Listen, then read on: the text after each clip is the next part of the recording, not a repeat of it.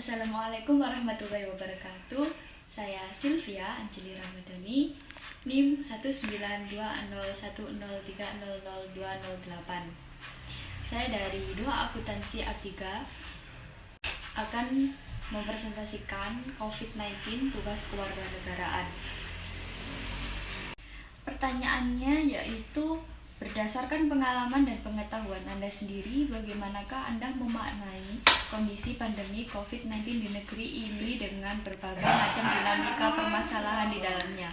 Lantas, bagaimanakah bentuk aksi nyata yang harus kita lakukan dalam menghadapi pandemi COVID-19 dalam menciptakan rasa keseimbangan, solidaritas, keteraturan, dan persatuan yang kuat agar wabah ini segera berlalu?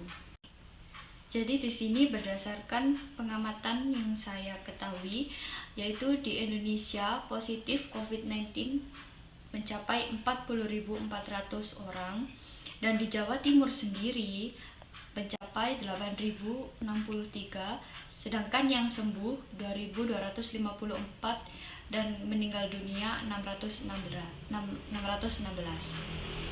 Sebagai seorang mahasiswa, kita semestinya menjadi penggerak social distancing.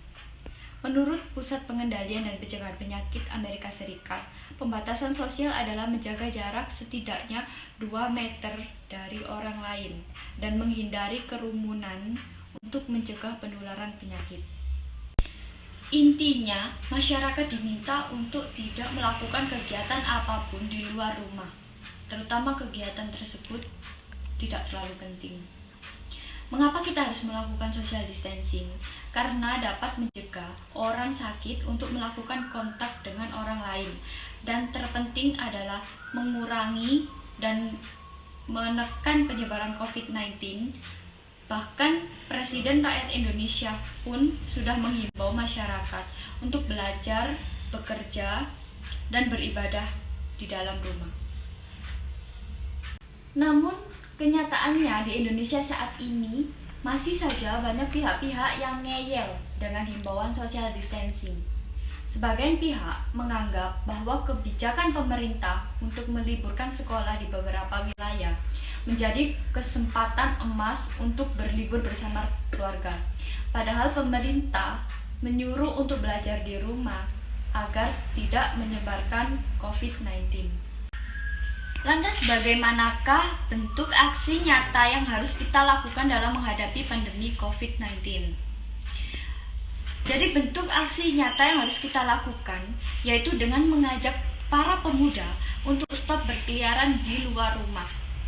Kita di rumah aja, terutama pemuda-pemuda yang nongkrong.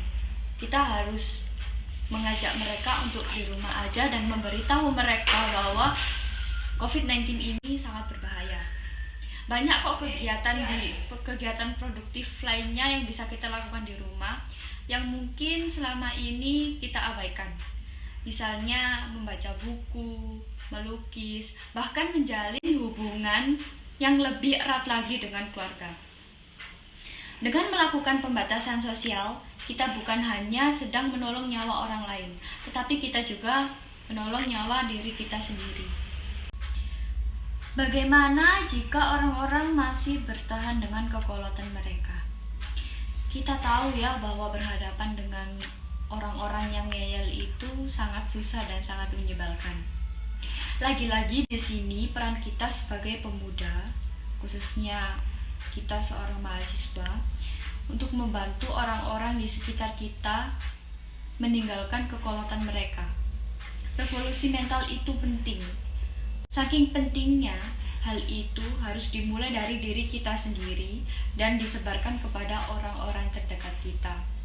Banyaknya permasalahan lain tentang COVID-19 ini di Indonesia, yaitu seperti masyarakat kurang disiplin dan kurang taat dengan aturan-aturan atau protokol yang sudah berlaku.